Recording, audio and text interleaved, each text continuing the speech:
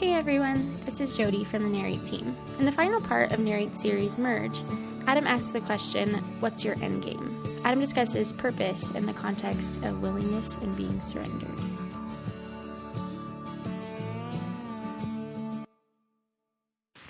Hey, good morning. If you're a guest with us, we're sure thrilled you're here. My name's Adam, and I get to create lots of the conversations around this place. For those of you who helped host TEDx Helena yesterday, thank you so much for that.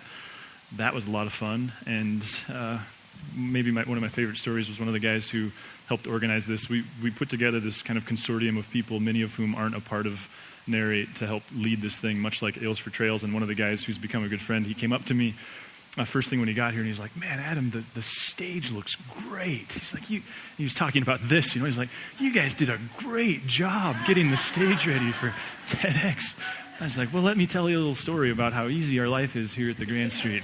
We didn't build any of that. We just put a sign on the floor. That's all we had to do. So it was a great reminder of our culture. And also, if you're someone that doesn't get our emails or isn't connected to our Facebook page, which we would love for you to do, just because there's lots of communication that happens there. What you may not know if you're not a part of those things, so you don't have to, because then I'll just tell you here, is we have this fantastic staff, and part of our values is, in particular, to find young leaders and teach them everything we know, knowing that they're going to have babies or get married or get better jobs or go get more school or something like that. And so recently, Sarah Anderson, who's been leading hospitality and scattering, she got engaged to a man who fights fires, and so she had the audacity to want to live with her new husband. And so she'll be moving with him, which means we had this new opportunity. And so Jody, who you've been seeing up here periodically lately, she's been interning in Narrate Kids. She's moving into that spot. We're very excited to have her and lead with her. Very sad that Sarah's leaving us, and yet think that we kind of did there in that friendship what we kind of anticipated. Let's just find young leaders and teach them everything we know, and know that part of being a good organization, if we are one, is we're going to lose great people. And so into Jody's, the void that she's leaving in Narrate Kids, and it's a gigantic void, is stepping a guy named Matthew McCarl, who's a high school senior and has been pouring into our middle school students and then working with the kids. And so we're really, really excited to, no offense, ladies, but to be adding a man to the Narrate Kids realm, like that's exciting. And so he's just Jenny's assistant, not just, but so there's lots of things going on there. We just kind of sent that information out this week. So there you go. Okay, so now we should jump into the message, and I just used 3 minutes of my 27 on that. So what I want to explore this morning, you guys, is, and we're going to keep it simple, because really where I want to go is into the time of communion and to really wrap up this conversation that's been a raw one for many of you going all the way back to Christmas Eve. And this morning I want to ask the question, what if you knew that somewhere out in front of you was a moment that would change your life forever? Now, I know that's somewhat cliche, but stick with me. What if you knew that somewhere out in front of you was a moment, and that moment was packed with potential, ripe with possibilities, and yet what if, though in hindsight you will see that moment as extraordinarily important to who you are and what you're about, what if at first glance you'll resent it? You'll resist it. You won't like it because it'll be inconvenient. It'll require that you rein in your fear. It'll require that you allow yourself to be interrupted. It'll be scary. What if there's this moment? In fact, what if there's several? And what if we often pass them right by because they're outside of our everyday plans? What if we spend a lot of time resenting these moments that are actually a gift to us to help us become and serve the people that we've sought to become and to serve? Now, I think the person in the text that may illustrate this better than any is a woman by the name of Rahab. Rahab, when we meet her in the text, she's a resident of Jericho, and the only thing we know of Rahab is she's a prostitute. That's the only thing that she's done in her life. And even then, when you say the word life, I wonder, would Rahab have even qualified it as a life? Was it really her life? Was it her misery? Was it her nightmare? I mean, we don't know exactly the conditions that caused her to be a prostitute. But I do wonder, is there any nightmare that she could experience in her sleep that would even touch the nightmare she lived each and every day while she was awake? Again, we don't know why she was a prostitute. We know the normal conditions of what would make a woman a prostitute in these days, and it was almost never their choice. It oftentimes was a result of being an unwanted wife. They didn't have the power to divorce, but the men did. And men didn't like to marry women who had been married once before, and so they had to support themselves, which often relegated them to prostitution. We also know that many women in prostitution were widows. And especially if they were widows without any male children, they had to support themselves, and that left them but one option. We know that lots of women in prostitution were sexually abused at some age, and that made them unwanted by the other males. So we don't know why she was a prostitute.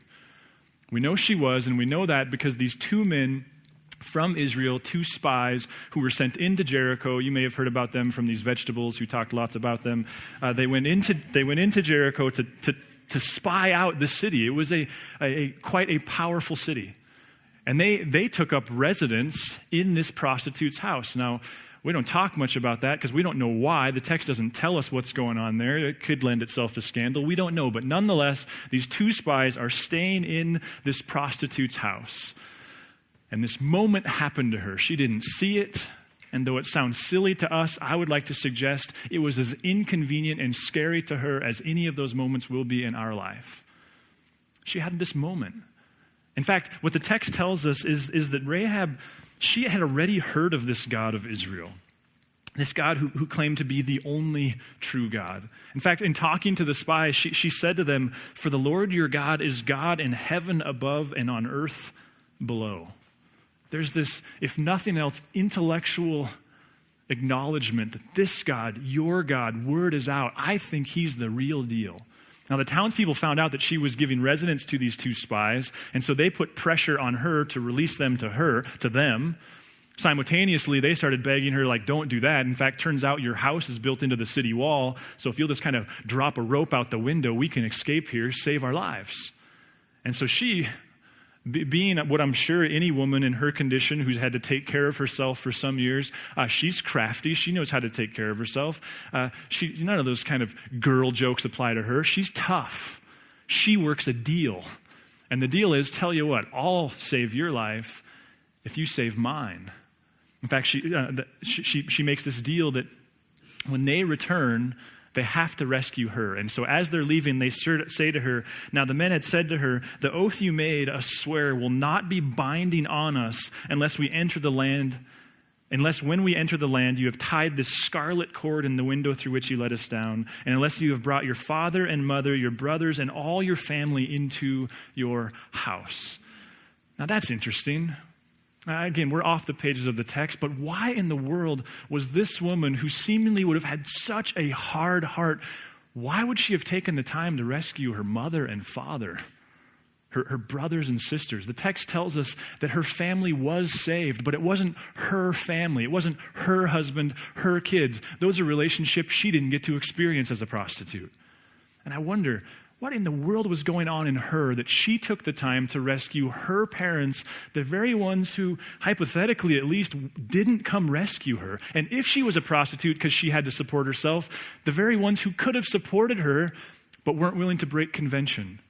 And what about the brothers? What kind of brother doesn't interrupt this scene and drag her from her life of self-destruction and decadence? She saves them both. All of them. She saves their future. And yet in that moment, we're reminded she wasn't saving a future of her own. She didn't have one. She was a prostitute. There is no future. See, in that moment, what I want to suggest, she wasn't saving her future. She was creating one. A whole new future framed around a completely different purpose, a completely different understanding of who she was and why she was on this planet. And create a future for herself we did. If you follow her story in the text, what you see is that she married a man named Solomon. Solomon, he had a son named Boaz. You may have heard of Boaz because his wife was Ruth. Boaz and Ruth had a son whose name was Jesse. Jesse had a son. Notice how we don't even know who the wives are. Sorry. It speaks to the world in which Rahab lived. Jesse had a son named David. Now, if that's not familiar, maybe this will be. King David. King David was Rahab's great-grandson. This prostitute who had nothing, knew nothing, hoped for nothing, who aligned herself with this God of Israel in this catalytic divine moment was the great-grandmother of King David, a man who incidentally has more written of him in the Old Testament than any single individual you find in the Jewish Bible, what we would call the Old Testament, what they would call the Tanakh. That King David. So let me ask you, what if you knew that there was in front of you this moment, a moment that you would initially resent, flee from, be afraid of, one that would require you to muster up, to bridle your fears, one that could change your life forever? What if? See, this morning we're finishing up this conversation that we've been in a while, that we've been calling Merge. I think really the way to summarize it is that what we've been talking about is how do we become people who are both surrendered and willful? How do we become people who are both of those things? Because I think we live in a culture where we play the personality card and we go like, oh, I'm a perfectionist. And then we go, oh yeah, but they're just adaptable. They're flexible. They're kind of hippies. And I guess what I'm suggesting is in the text, and I hate to play this card, I don't play it often, I don't see that permission, do you?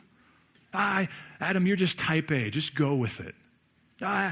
She's just flexible, that comes easy. I don't see that. What if what the text calls us to is a kind of life where we have contradictory skills, where we can be both willful and surrendered? And the conversation we've been having is, how do we do that? Maybe Mike Tyson says it best, because what he says is everybody has a plan until you get punched in the face. And that's kind of what we're talking about is, listen, we can have plans, business plans, personal plans. We can get married. We can have our retirement staked out. We can have plans. And then it happens. And it's going to happen. We're going to miss flights. We're going to have cars that break down. We're going to have businesses that fail. We're going to have kids that go south for a while, if not permanently. We're going to get a diagnosis. The mortality rate's 100%. Like, it's going to happen. And I think if we're not careful, this whole conversation, what we've talked about is, it deals with this sense of like anticipatory dread. Like we're looking ahead going, oh, and we're kind of clenched up going, I know there's these interruptions. I guess the question that I want to pose this morning is, what if we don't have to be afraid, even though there's things to be afraid of, something we're going to explore more next week? Like what if we can know, like at some point, it's cancerous.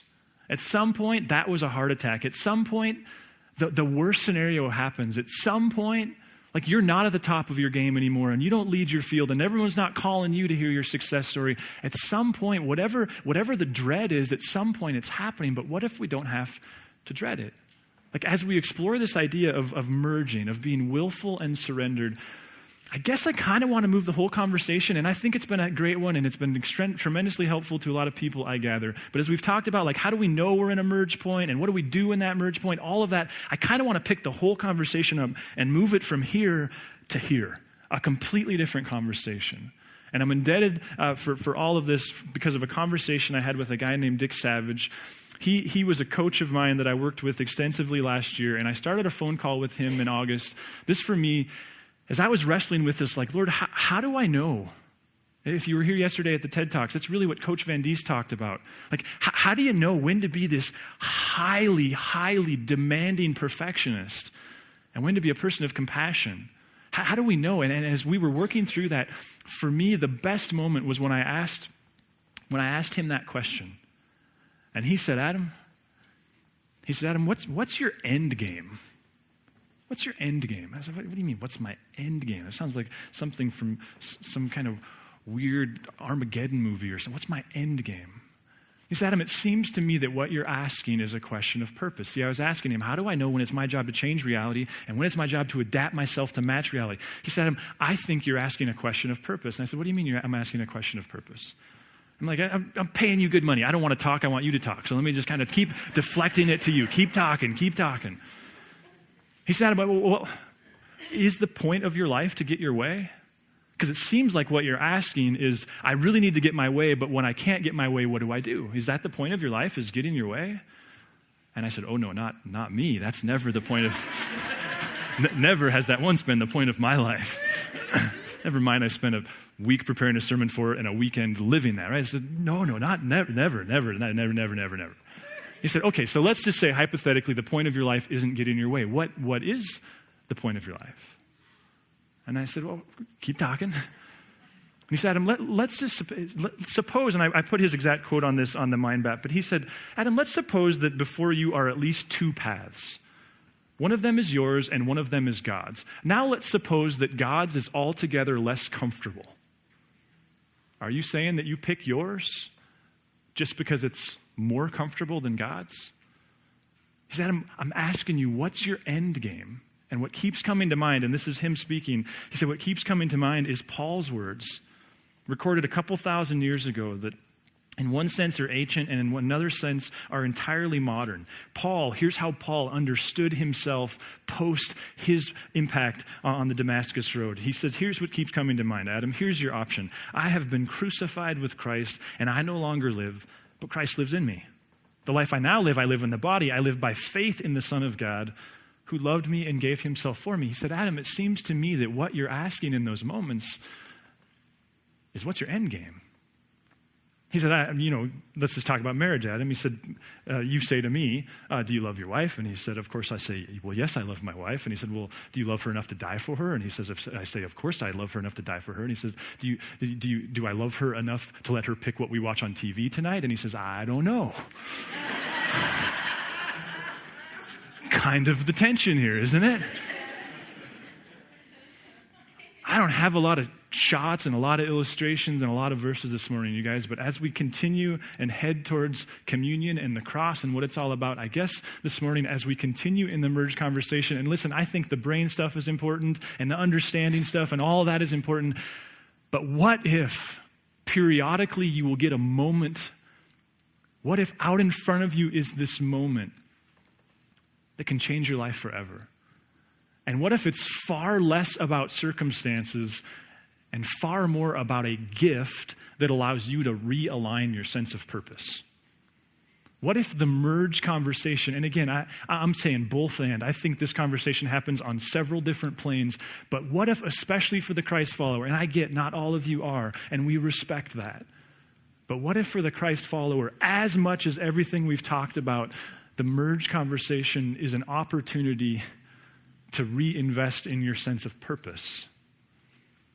What's your end game? You know what hedonism is? Go ahead, next slide. Hedonism is the ethical theory that pleasure is the highest good and proper aim of human life. Hedonism says your primary purpose is your pleasure. And I think as 21st century Americans living in the most affluent culture the world has ever known, we go, what's wrong with that?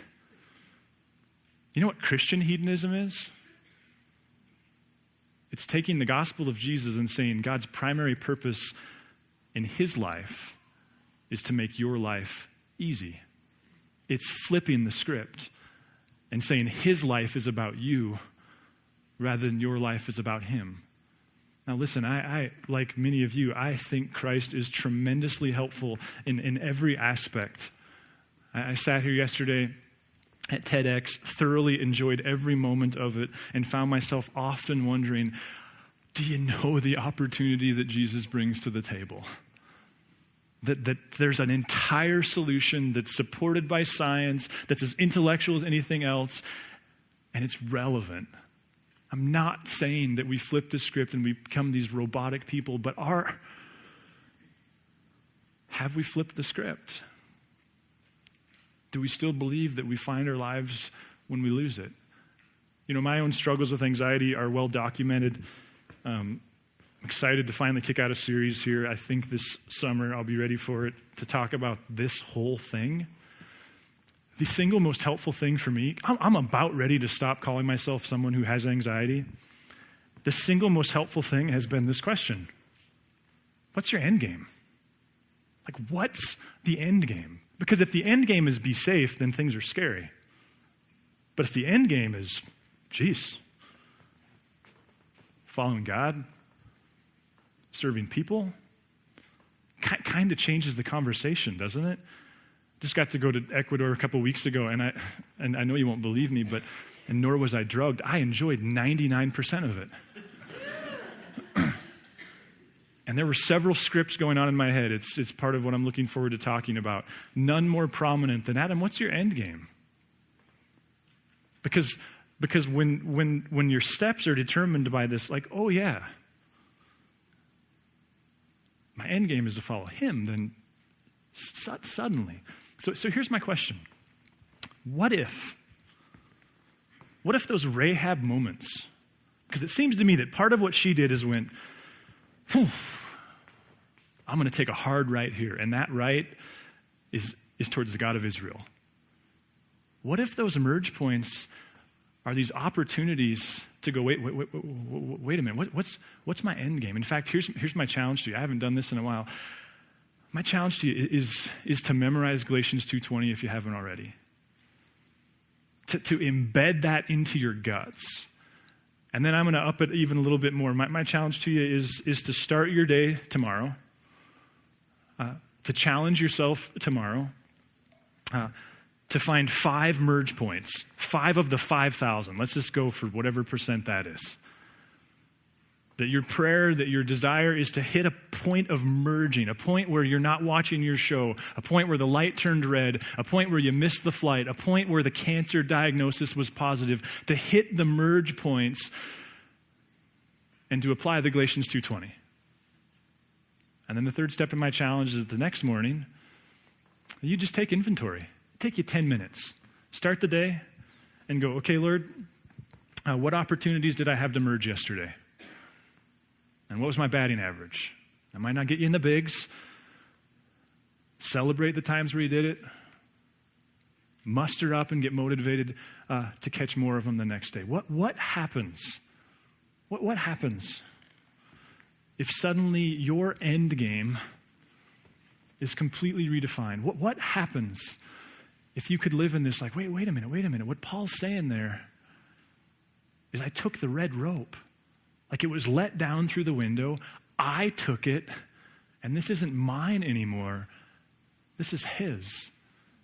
See, it seems to me that we live in dread of these merge points.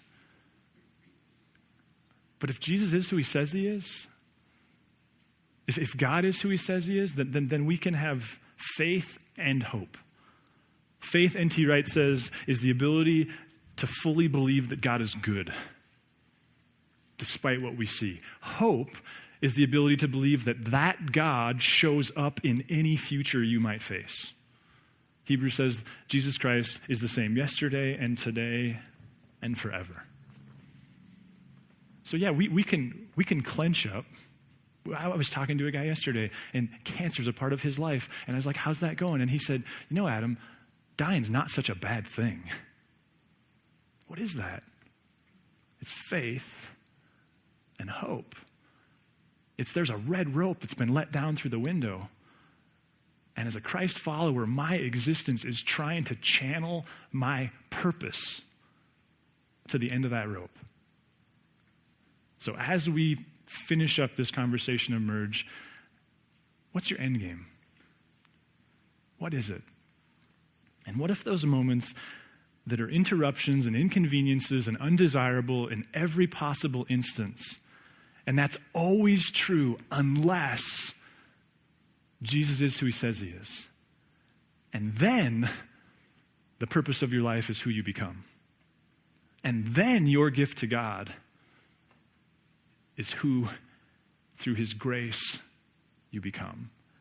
And then death never has the last word.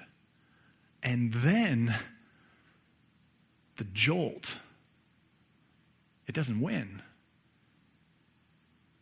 Listen, I understand some of you aren't Christ followers, and believe me, I know we just went much deeper into this whole presumption of following Jesus than we often do.